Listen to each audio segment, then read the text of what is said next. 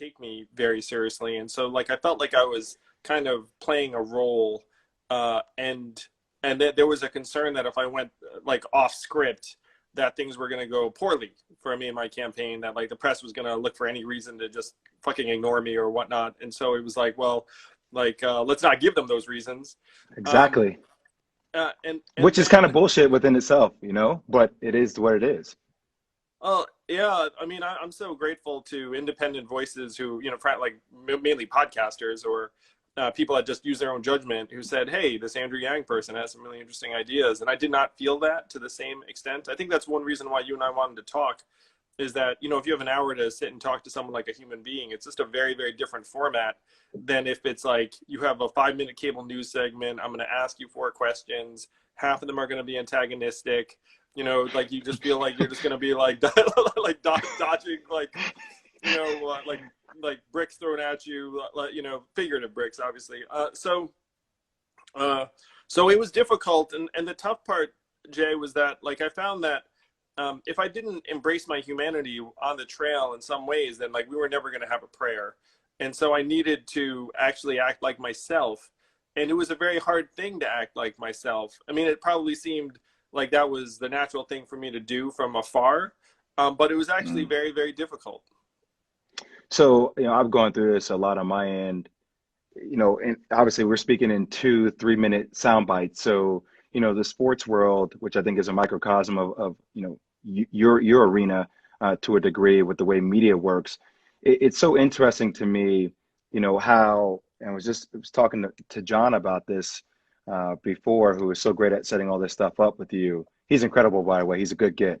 Um, but, you know, it's interesting. So we'll have like morning meetings, and you know, to give you an analogy, you'll have a guy, you know, like Jamal Murray, who plays for Denver. He might have had a triple double that night, and Denver maybe plays the Clippers. And Kawhi maybe is doing load management, and Paul George is out, so those guys don't play, right? And you're sitting there saying, "Wow, okay, Jamal Murray just had a triple double. That's incredible. Like he's done something that not a lot of people have been able to do in the NBA." But LeBron James and the Lakers, who you're playing somebody, and say it's a lower team, like a Memphis, you know, or Memphis, for example, like a Phoenix, who's not in the playoffs, but they are now. And I know the next day we're leading with LeBron James. Like we are leading with LeBron James, regardless of how crazy Jamal Murray went off. He could have scored 70. Like we are going to lead with LeBron James. And I feel like a lot of times I would watch a lot of these debates that you were in, and I would hear your points. I would write them down. Like, man, this somewhat genius. Okay, I like the way he's thinking. And the next day, sure enough, it's like these political agendas were out there, knowing how these meetings go, leading with other people. I'm like, oh, this is the same thing as sports. This is interesting. Well, you and I have both been in the media machine. Like you see how those meetings go and then what stories get produced. And, you know, I certainly feel like my campaign definitely demonstrated that, you know, like some of the stories had a pre-written agenda before the actual event. Um, and the fact that it happens in sports is probably not surprising to fans and people who watch it every day, like I do. People, I mean, you know, I'm a big sports fan. And you know, when I talk to you and um, other Black athletes, like one of the things that like I sensed is this anguish that like it doesn't matter how much you ascend, how, you know, wealthy or successful you are, that at the end of the day, like when you're driving your car and you're a person of color, like the police officer doesn't know who you are, and like there's a sense that you're still on guard. You want to know what my wife and I got in an argument about the other day? So I was talking to, you know, one of my really good friends. His name is Matt Clawberg, and I was like, you know, okay, like I had this older car, had to get a new car, and I was like, you know what, we should tint the windows, just a really, really light tint. And my wife's like, no, we shouldn't, not right now. And my wife's Lebanese and Italian, okay? So I'm like, no, it's okay, like it'll be fine. She's like, no, I don't feel comfortable with you doing that. And like those are the type of conversations that I end up having. That it doesn't matter how successful I get. It doesn't matter what I say on TV or how much notoriety I get for what I say. At the end of the day, Like I've been pulled over multiple times in my life for driving a suspicious vehicle. And they've been nice vehicles, but suspicious. And that's led to, I mean, things that my dad and I have talked about, Andrew, is, when you get pulled over, you keep both your hands on the wheel, you do not move. You try to use tonality that de-escalates situations, regardless of how the cop might try to escalate it or ask you questions or try to catch you out there. And when you go to your glove compartment to get your insurance or your registration, you keep one hand on the wheel and you it's called a guide hand. You guide the cop with you as you're maintaining eye contact with him about where your hand is going. And I can't tell you how many times this happened to me. And I've been pulled over with other friends, and I've seen some of my other friends who are Caucasian, throw a hissy fit, and the cop is trying to call. And I'm like, wow, I don't have that same luxury. Even if I did, the anxiety I would have, because I know that's not the norm, just gives it such a different feel all the time, all the time. Yeah, that's something that most of us can't relate to, or people that didn't grow up black in this country, and have that kind of experience. Certainly, like this time is highlighted for us all just how completely and destructively racist a lot of police behavior is. When I started digging into the facts around this, and I knew a lot from my time on the campaign trail, but the magnitude of the problem is highlighted by the fact that we don't even know precisely how big the problem is. It's like there have been multiple laws that were passed saying, hey, we should try and document how many people die as a result of encounters with police or in police custody. And we still don't actually get that information from police departments around the country. There were journalists who compiled it locally. And so to me, most Americans cannot relate to that. But if you're a person of color growing up in this country, it's just a reality that you've lived with for your entire life. Yeah, so I didn't even know, I'm with you. It has been a reality. So I look at the situation in Minnesota and I'm like, is that what we should require our police force to do? Like, be dismantled and then built from the floor up. But then, who's still policing the neighborhoods while you're dismantling the police force? And I've heard a lot of people talk about we need to defund the police. Is that the answer? How would you go about it? Because obviously you have way more experience in this than I do. Well, defund the police is just the wrong term for what people are arguing. People are arguing for scaling up resources to communities around healthcare and education and mental health resources and infrastructure and community services, and scale down the level of policing. And Minneapolis's step to defund, or what they did was, it looks like they're going to disband the police department, which is an incredibly dramatic step. It happens almost never in the United States, but it did happen to a town that you probably know relatively well. It happened in Camden, New Jersey, Wow. because the Camden Police Department was so corrupt that they got there and eventually said, there is no saving this department. Like, there's no turning this thing around. Like there was so much corruption going on that, if I told you like the stories from the news accounts where they were literally just like passing the drugs around and like showing, like everyone knew what was going on. And so they had to disband that police department. And then when they reconstituted it, they hired back some of the same police officers, but they had a completely different approach to policing, where the policemen volunteered in communities. They had barbecues. If you're a new police officer in that department, you have to knock on every door of the places you're patrolling and just introduce yourself and say hi. Say, hey, I'm the police Actually know your neighbor. What a Yes, you'd be crazy like, I am the concept. police officer that will be patrolling in this area. So they've done very dramatic things. Now, Camden was an unusual example, but it seems like Minneapolis is trying to do something similar. And no, like the fact that they did this, to me, is a major step.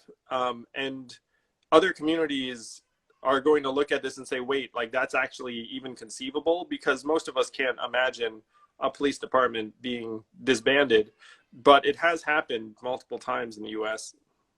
So like I don't even know, all right, if that's the case, but maybe they are being a little bit dramatic, then what's an immediate solution?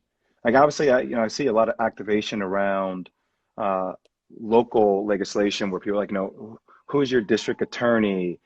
Who's your mayor? What are some of the policies they put in place? Obviously, do more research on that.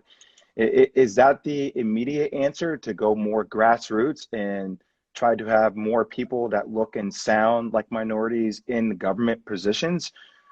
Because I don't know if that's always the answer either, because I know a lot of people that are corrupted by these same situations. So what would you advise people to do currently? This was Cornel West right after uh, the the riot, the protest began, where he said, "Look, we've tried black faces in high places, and it has not actually changed like what's happening on the streets."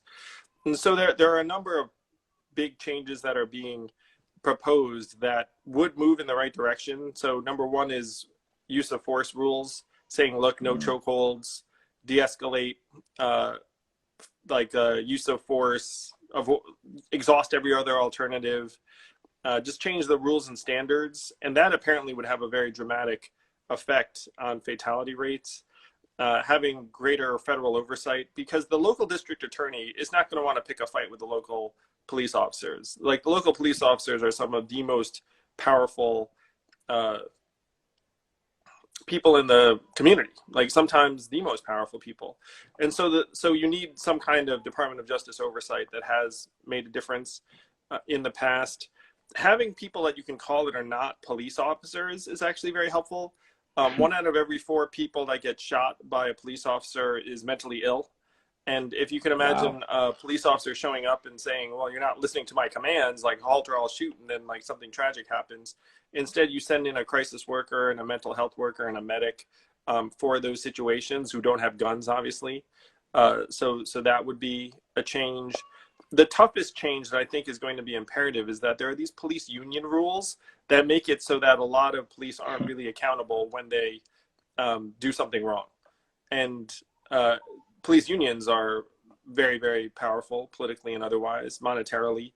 And so changing those rules is going to be a very, very difficult process, but I think that's an enormous help.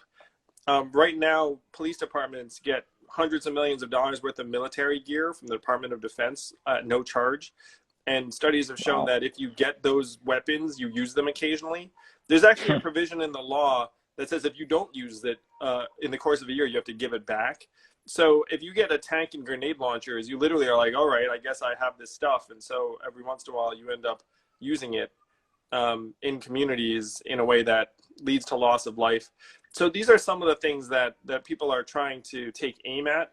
The biggest one is just tracking bad cops, because right now, if you have a bad cop, they can literally quit, go 2 counties over, and then just get rehired. And there's actually no way of tracking that cop's history or behavior. How is that So, possible, though? How is there no way of tracking it? well, there's no Just gets national lost. It database gets, yeah. of like. So if I'm a police officer, I mean, in theory, you'd call the old department and be like, hey, like, like, why is this guy not with you? But there is no database. There's no tracking, and a lot of the time, Jay, like, these complaints, because of union rules, are confidential. And Wow. so Derek Chauvin, the guy who killed George Floyd, had 18 complaints against him. And if you look at that and say, like, shit, that's like a ton of complaints. Like, this guy's a real history. He was like present for the deaths of multiple suspects over time. And these are the kinds of things that, generally speaking, no action is being taken on right now around the country for some of these reasons. So these are some of the policies that people are trying to legislate for, or agitate for new legislation. The defund the police movement is itself, like, should we be investing more in communities of color in particular? 100% yes. Are we overspending on police? Objectively, in my opinion, yes.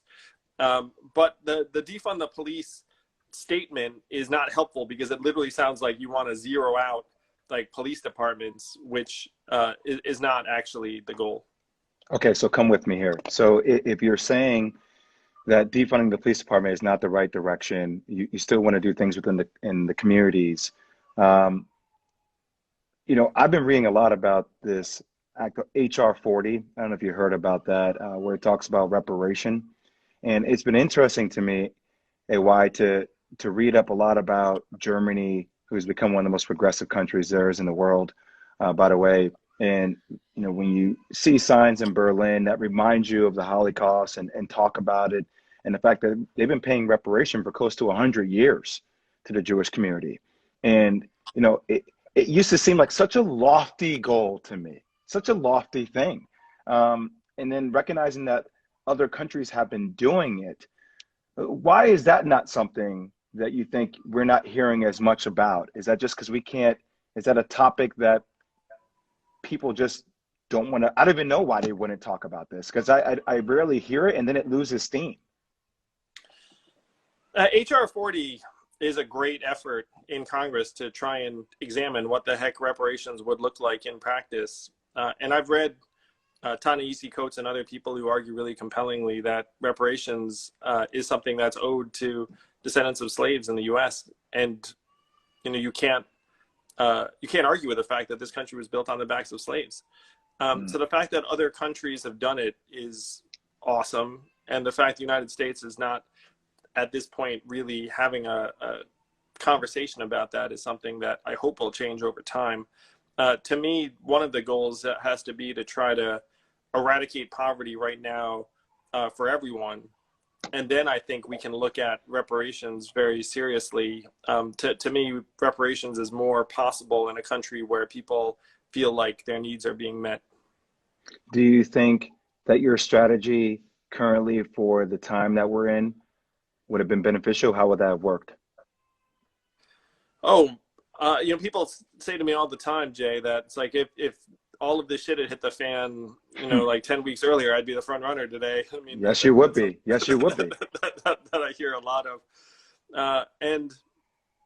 It's heartbreaking that we're in this situation with like a crisis on top of a crisis. And certainly I just want to do everything I can to help right now. But I will say that millions of Americans got $1,200 stimulus checks from the government, and they were like, wait a minute, we can do that? And they liked getting the stimulus checks. It helped them breathe easier and made them less stressed out. And so there are a lot of people joining the Yang Gang all the time, honestly. You look at our mailing list and supporter base and the rest of it, it's growing all the time because a lot of people are like, wait a minute, that guy actually made a lot of sense. And a lot of the stuff he described is coming to pass, unfortunately, faster than even I'd imagine. Man, it's interesting, even being on air every day. I took about 4 or 5 days off. Obviously got my family out of town when all the protests started to happen in the riot, and got up here and got settled. But it was interesting. There was such this rush I felt to hurry up and get back on air. And everybody saying, Jay, we want you on air. Your voice is important. And I said, I understand that. But, there's a lot of weight that comes along with the position that I'm in. And I want to thoroughly think through what it is I want to say and what the impact of what I'm going to say is going to have. And I actually want there to be actionable items that when I do go on air, I'm just not pontificating about how frustrated I am or how pissed off I am. I've been that way for a long time. I've been that way since watching my dad deal with cops. And then you combine that with the pandemic. It's it was challenging for me because as a Black man, I'm supposed to do that. That is my role. That is my responsibility.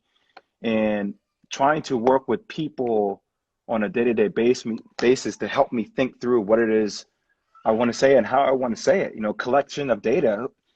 I don't know, who do you use for stuff like that, Andrew? Obviously, you can't come up with all this stuff on your own. Obviously, you got your team, but who are some of the people that you talk to that you bounce ideas off of that you think are your trusted, internal circle? One thing that's fun about being me now, Jay, and this applies to you just as much, is that just about anyone will talk to you.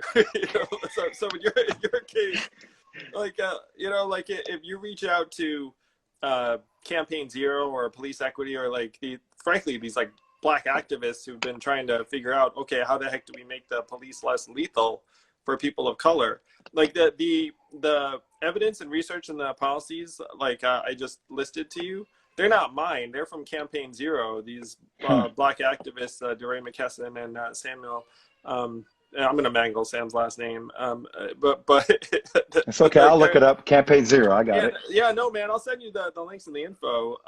But it's tremendous because they've done the work, and then I kick the tires on the work they've done and look at it and say, well, one, the data's there. Two, it's common sense. And so that is the fun part of being us, Jay. Is like we can equip ourselves pretty quick. Because everyone wants to tell us what they've been working on. And then you and I have the benefit where we can spread that message. Yeah, I think that's the point, and I try to tell people, we were on air the other day and I was like, hey, look, these next 4.5 months, just go ahead and buckle up, Andrew. Like, buckle up, brother. Like, it's going to be a ride. It's on the sports side. I can talk about this is that, having the NBA playoffs that are about to happen in that condensed time period, starting in July, ending in October, having MLB that's coming into its own if they're able to get through it. Athletes are going to have the biggest stage they've ever had in their entire lives. And you can bet your tail on it that guys are going to be speaking out. Now, having a commander-in-chief that likes to engage in the sports arena, and I've had this issue at ESPN. It was tough. I mean, look, people are going to talk about Jamel Hill and Michael Smith, two people that got let go by ESPN for speaking out their mind against him. And everybody got put in this really weird situation about, we are for sports. We're not for politics. But then you're like, how do you navigate? He keeps injecting himself into these conversations and using things to politicize and weaponize. And this is going to be a fight. People, fans are about to see a fight for the next 4.5 months on a pretty massive stage. It's going to be crazy to watch. One thing I know you're outspoken about, which I am 100% with you on, is that college athletes need to get compensated for the revenues and the talents they're bringing in. And to me, there's always been a racial component to this because you have D1 football players and basketball players, often people of color, who are not getting paid. They're getting these scholarships. And then you have these coaches and athletic directors, often commanding 7-figure salaries, often not people of color. And then you have these institutions that are benefiting to the tune of tens of millions of dollars a year, broadcast contracts that are worth hundreds of millions. And to me, there was always like this, it was like an oppression, not just of young people, but also of people of color who are generating the value, risking life and limb, and then being told it's like, hey, you're getting this great education out of it, so just be grateful, shut up. You can't, like, if you took money from anyone, then we're somehow going to take away your eligibility and your ability to play because you have like poked a hole in this bullshit fiction that like you're all amateurs and like we're all amateurs too. Like your coaches are doing it for the love of the game and the like freaking $4 million a year they get paid. So like, this to me has always been like the biggest sack of bullshit that you can see in like the institutional frameworks where it's like, wait a minute, like how much did Zion just make for his school or like the broadcast networks, and like how much did he get? I mean, like I imagine Zion was okay, but but the thing that worries me really is like that person who's not a household name, who's not going to make the league, who's like there like is going to have a hard time in like their post athletic career after school, who should have been compensated for the value they were adding when they were in school. Man, we've been talking about this forever, and I would hear people combat that same, thought that you had with, well, I'm still paying back my student loans. And I would say, I understand the value of education. And I look, that's a whole other different conversation about education, and we can get into that in a little bit. But I'm like, I understand what the issues are around that and how challenging that might be. But I also understand that, I brought in millions of dollars of revenue, and cable companies is just not hundreds of millions. It's billions. I mean, it's billions. It's $10.5 billion in which the NCAA tournament got sold for. And you see guys like Zion Williamson should be getting a residual check every other week, just for the notoriety that he could bring to the table. And So for me personally, and the tonality of it too, AY, it's like predominantly these kids in both these footballs that generate enough money for to subsidize all the other sports, they're African American. So then when you're able to say, okay, the university, when there's an issue, you have the athletic director that speaks out about the issue for the university. When the coach has an issue, either the coach can speak out or the coach's agent can speak out. When the league has an issue, the commissioner of the league can speak out. Well, when a player has an issue, who's speaking out on the player's behalf? Nobody. And oftentimes the player doesn't say anything because the player wants to be able to get the leeway to go to another university for a second try and doesn't want to have that university taint his, resume on who he is as a person. So the fact that you have all these individuals that have no representation in the marketplace, but yet it's called amateurism. And people don't even know where amateurism came from. I mean, it came from the 50s with the first director of the NCAA, Walter Byers. There was a player who was running a slant route for a smaller school, got hit running a slant route, catching the ball, and got hit helmet on helmet, passed away. His wife at the time tried to sue the school for workers' comp. They found a loophole around workers' comp because he was not an employee. He was deemed an amateur. So, when you understand where this terminology came from, and then you see how much it's evolved, and the fact that now we're finally on the, verge of getting name, image, and likeness, and how that's a fight is beyond me. It's a fight. Yeah, literally. It's like people are like paying for for the video game to be able to play you, like the jerseys, the autographs, and everything else. You can't even have that. Like that to me was the most ridiculous stance. I'm glad that's changing, but that's not where all the money is really. I mean, the money is hovering around these broadcast deals. Well, I mean, what a crazy concept, right? Rev share. I mean, what a crazy concept. I mean, that's what the NBA does. That's what NFL does. That's what MLS does. That's what MLB does. So why is the NCAA any different? I mean, even if you want to put that money, Andrew, in escrow, and even if you were to break it down and say, okay, we're going to put a small percentage of this money for the profit that your own athletic department for basketball generates, we're going to, we still have to subsidize other sports. I know a lot of schools are breaking even, but a lot of schools are not, who are way more profitable and in the public eye a ton. So even if we were to give you up a sliver of that, a smaller percentage, and say, let's keep this in escrow. And if you graduate maintaining a certain GPA by this new curriculum that we're going to establish, that's actually going to be conducive to you being successful once you graduate from here, other than you just taking lame courses because basketball is your priority, or your sport is your priority, because you can't major in what you actually want to major in, even though we're going to call you a student athlete. The reality is you're an athlete student. So, but we can't even come to an agreement on that. Like, it's that would be tremendous if you had like an escrow account where people were getting some of the revenue down the road, even like you said, like that would be an amazing for so many athletes, and they deserve it. I mean, it was their freaking talent, energy, and dedication that generated the value that right now the schools are all are benefiting from. Yeah, so I mean we're on that trajectory. It's going to be even more interesting, because this is already happening on the high school level. With all these different social media platforms, you have kids now who are starting to think about themselves as businesses at a lot earlier of a stage. If you see kids on YouTube who are 10, 11 years old who are making millions of dollars based upon how many views they get and how YouTube is taking that metrics, right? It's the same for high school kids. Players that are now skipping college, they're just going straight to the G League, and they're like, "Wait a minute, I can make $250,000 plus maybe some sponsorship and endorsement, and can build my brand and the rest of it." Like, they don't need to put up with the NCAA's bullshit anymore. Like, it's not working. I'm with you, man. So it's gonna get even more progressive because there's no other choice. There's no other choice, and I guess that takes me to like, what's next for you? Like, what are some of Andrew Yang's actionable items in the next couple of years? What things would you like to achieve?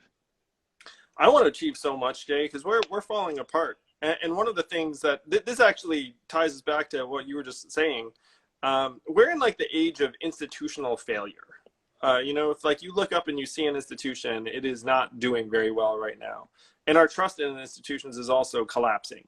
It's like you rewind a couple generations ago, everyone might have thought like, hey, the NCAA is like A-OK. And then now we're like, what the hell? Like, what are you doing? The police with the killing of George Floyd, our government, the media, you name it. At this point, we're like questioning everything, and with good reason. And if you are an athlete at a college, no one stands up for you, no one represents you. And if you come out and talk about certain things, you're going to be labeled what? A distraction, like not a team player, like a bad apple. You're like not part of the team, and that pressure extends into the corporate realm too. Like for many, many folks who are like, representing different backgrounds in these organizations, it's like, well, it's like you want to be you, but like you don't want to undermine whatever the heck like the corporate picture is. Like if you are a certain firm, and let's say you have major advertisers who like throw off like hundreds of millions of dollars, like when Bill Simmons was like criticizing the NFL, and literally like ESPN and NFL were like hand in glove, and then like it's just like don't bite the hand that feeds you. And so like there's all of this like, oh shit, when like whose hand can I not bite, like what's going on, but like these things that would have happened behind closed doors a generation ago, now we can all see, like we can all see glimpses of or clearly because of technology and social media. One thing I said before is that like the illusions are dying. The question is what takes their place, and can we stand the truth when it's shown to us? So for me, over the next couple of years, I just want to try and get us through this period, Jay, because it's a disastrous time for so many Americans right now. It's so bad. You're looking at 40 million jobs lost that we know of, at least 40% of which are not going to come back. So you're looking at 16 million jobs gone for good. That's 2 times the Great Recession. We're looking at Depression-era levels of unemployment. And the vast majority of Americans support cash relief right now. And Congress is not passing it. If you look at the $3 trillion or so that's already been spent on stimulus, maybe 10% of it was in the form of cash to people. 90% of it went to bailout, what have you, like the airlines or various big companies, banks, whatever. It's like money's just getting plowed through these pipes, and a lot of it's not reaching people. It's like we saw that we saw that with these small business loans that were supposed to go out towards small businesses that went to a lot bigger small businesses and didn't go to the actual small businesses. Yeah, and then just ran out. And someone said something. I was talking to Mark Cuban about this, but he said like, why do you even have a limit on this fund? It's like if literally you're just trying to support small businesses, like if a small business qualifies, like just give them the money. Like what's the point of having a pool that gets exhausted and by like the Shake Shacks of the world and shit? I mean, nothing against Shake Shack. I love Shake Shack. I love Shake Shack. I'm with you. But it's like the big company that doesn't need it. And I did not fault the big companies who applied and got the money, because the pot's there for you. You qualify. You've got a banker you can call up. Like you get the money. It's like it's not the big company's fault for taking advantage of a program that's been put out there for them. It's the fault of our government for designing a program really poorly and seeing to it that like the biggest get to feed first. Man, every time I hear you talk, you just make too much sense. Like you make too much sense. So like, how did you deal with, I'm sure there were some racial things thrown at you throughout the course of your campaign. How'd you deal with that stuff? Did that happen? I mean, there was, but I will say, Jay, when I was out campaigning around the country, I did not get much of that. Like most Americans were very open-minded to me, certainly to my face. Like, I don't know what happened, like, as soon as I leave, but like when I was there was like a real warmth and openness to many of the gatherings. To the extent that I was frustrated with my treatment, it really was in the media. And I think that like that was tied to my race, honestly. Like that there was like this invisibility that I was like, what the fuck? I'm standing right here. And like it would happen to me frequently enough where I was like, oh, this is certainly not just me imagining shit. And I think a significant amount of it was the fact that I'm Asian American, you know, like people weren't accustomed to having an Asian person trying to raise their hand and saying like, hey, I've got the solutions, or like I think I know where we need to go. So that was a frustration of mine. But it's been invigorating that, you know, this movement has been growing really like even after I suspended my campaign, like I feel like our energy is higher now than it was even like when I was campaigning. Man, I don't want to inundate you with questions, but it's you know, this is our first time really talking, and sometimes I know what a lot of my friends and I talk about is that, look, I am independent, and you know, Charlemagne is a friend of mine. Karen Kinney, who kind of works with us both, is our light, and we had conversations all the time about, you know, the Democratic Party and how they've been able to utilize the Black vote in a lot of ways. You know, I think a lot of Black people felt let down.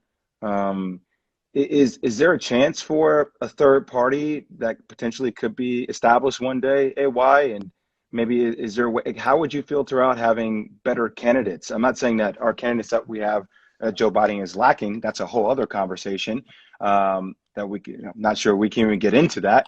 But is that feasible? So the mechanics of a third party are very, very difficult, Jay. If you look at it, like if someone ran as an independent, I actually talked to Mark Cuban about this because he was looking at a presidential run. And he's a smart guy, a savvy guy, and he dug in and found the same thing I did about the mechanics. Is like running right now as a third party is a great way to help someone else win. It's not going to result in your victory.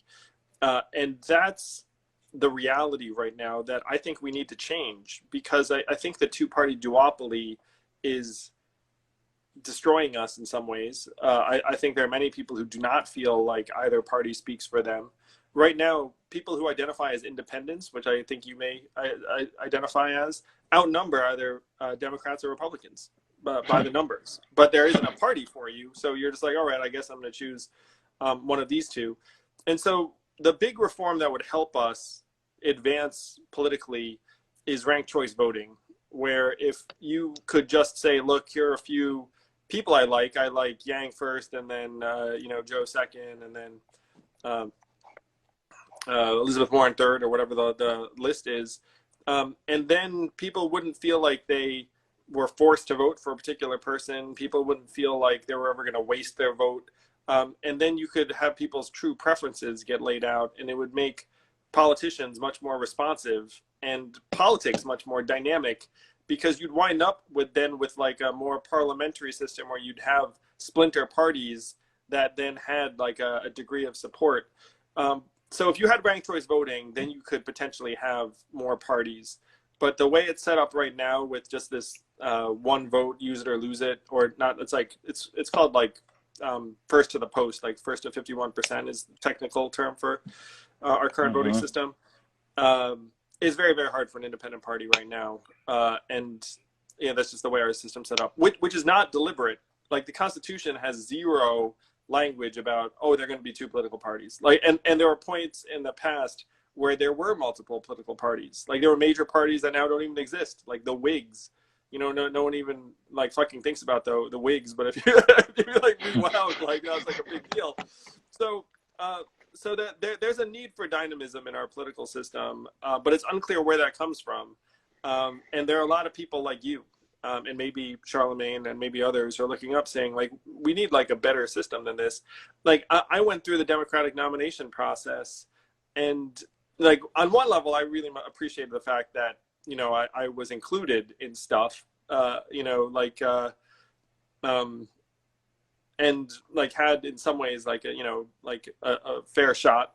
But there were other times where it was like, man, like this process is really not designed for someone to come in from outside. The fear, Jay, is that DC right now is on a 30-year lag time behind the rest of the country. And we don't have 30 years to wait.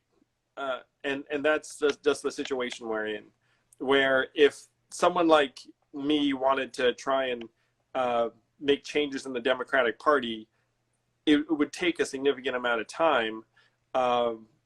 And the question is whether we have that much time.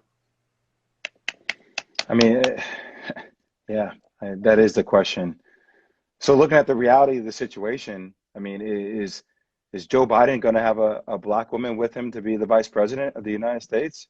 Is that the It, most suitable? Is that Kamala Harris? Who do you think is the most suitable candidate for that? if you ask me, is Joe going to have a black woman running mate? I would guess that yes, he will. And then there are several top candidates for that. Kamala, I know, and consider her a friend. I don't know some of the other people that are in the running, but I think that's what you'll see. Hmm. And I believe that Joe's going to win. I think that Trump is alienating a lot of people that were, like that voted for him and were like, pretty much they were justifying their continued support for him based upon their 401k, stock market, and jobs. They were like, oh, he's doing a great job with the economy. And that argument's not going to work for many, many people this time because, they're just going to look around the town and be like, like the bar is half empty, the rental car agencies like half occupied, it's not a good look for him. Well, it's interesting because every morning you wake up, you watch a lot of shows, and I watch everything from MSNBC to Fox to I listen to a ton of different networks to try to get alternate opinions so I can come to my own assessment. But it's like, on one end, you hear every morning like this daunting thing, like, unemployment, and numbers are astronomical. And then on another, you hear, well, the stock market is up, right? Even though the two don't really correlate. Like, is the stock market being up, is that sustainable? Does that help Donald Trump better because the economy is in that place? Yeah, I mean, it's marginally helpful for Donald Trump because people at least feel like their stock portfolios are going up. But right now, the problem is that stock prices and unemployment now have no relationship at all. Like, if you fire a lot of people, your stock price probably goes up because they're like, oh, good, you got rid of people. So the issue is whether more people own stock or have jobs, and it's many, many, many more people have jobs than own stock. So like the fact that the employment picture is really bleak is going to impact a lot of people very, very harshly and negatively. And then there's going to be a relatively small percentage of Americans who are just staring at the stock price and their jobs are fine.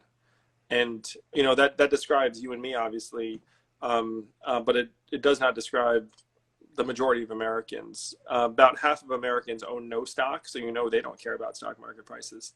And the top 20% of Americans own 92% of the stock portfolio. So for better or for worse, Jay, the people that you hang out with that own a lot of stock are in the top 20% of the U.S. population, and which is not shocking because like you are who you are, and you're hanging out with people who work at ESPN or athletes or whatnot. It's like, I mean, obviously they have like a freaking financial I am like not team. there. I am not there. Yeah. I witnessed that from afar. I'm like, oh, you're making how much a year? Interesting. Okay, not there. So yeah, the stock market prices and jobs are heading in opposite directions, and the jobs are going to hurt more people than the stock market price are going to help. So if we're having a balance sheet issue, how come you don't see the government do things like legalize marijuana or legalize gambling in order to capitalize on that tax revenue? They really Why is it? should. Yeah, it just makes sense, doesn't it? Yeah, I think that for marijuana, it's like residual cultural issues and probably racism, and it's like that's the only explanation I can see.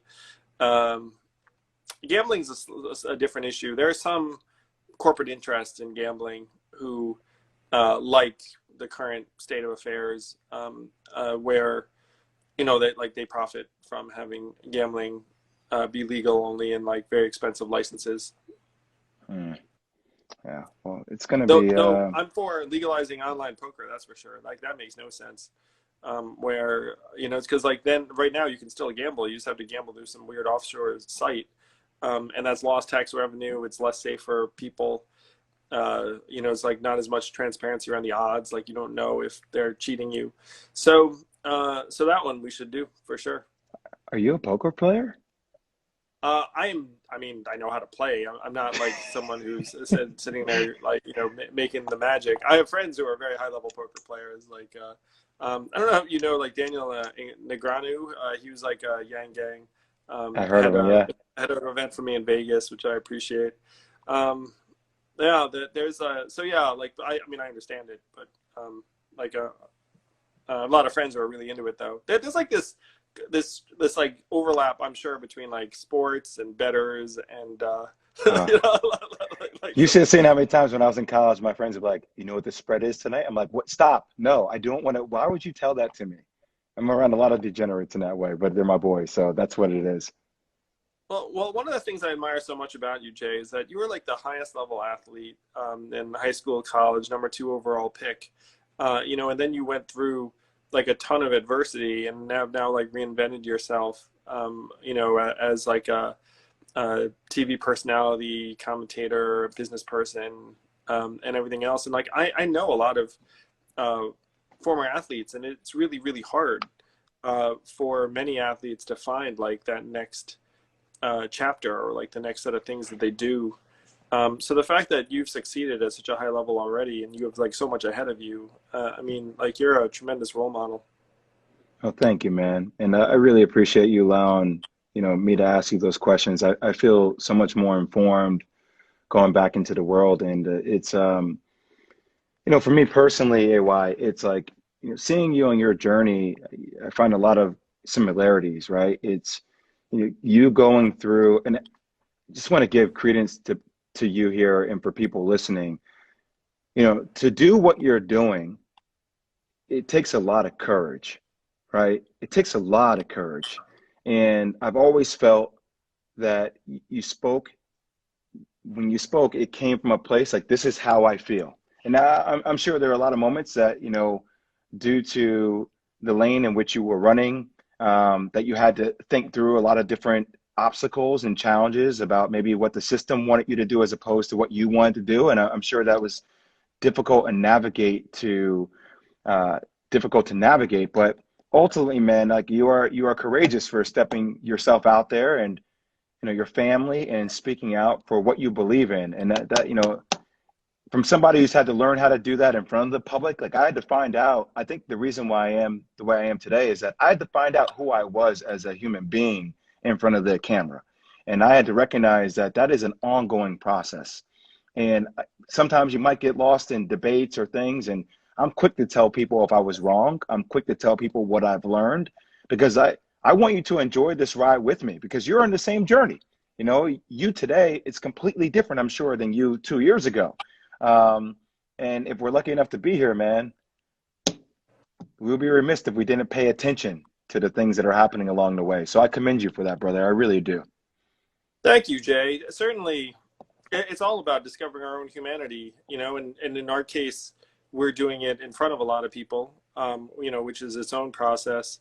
But we have to humanize this country. We have to humanize our economy. We have to humanize certainly the way police interact with us, and particularly people of color.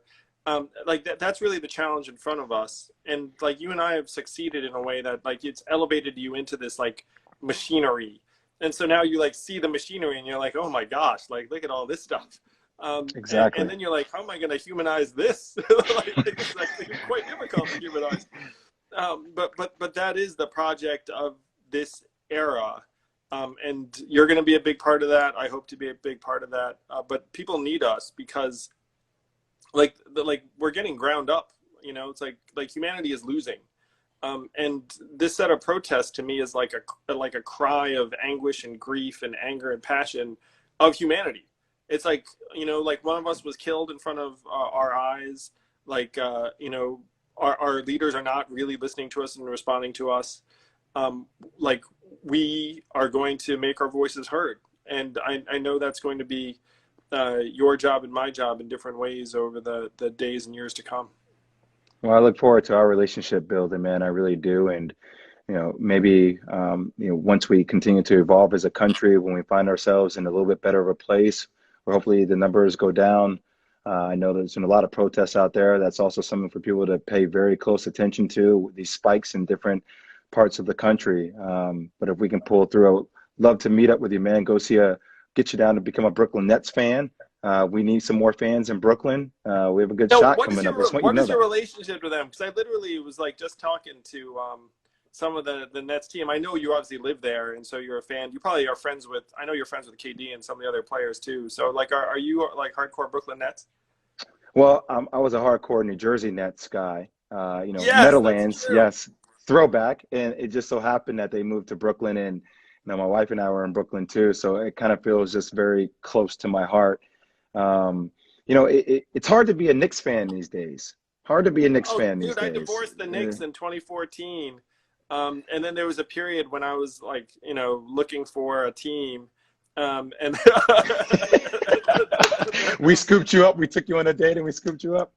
yeah, and then like I gotta admit, the first time there is a little bit like, I mean, I've never been divorced, thank God, in real life. But like the first time I was trying a new team on, it was really freaking weird because like I was used to the garden, I was used to like the court and the play-by-play and like everything.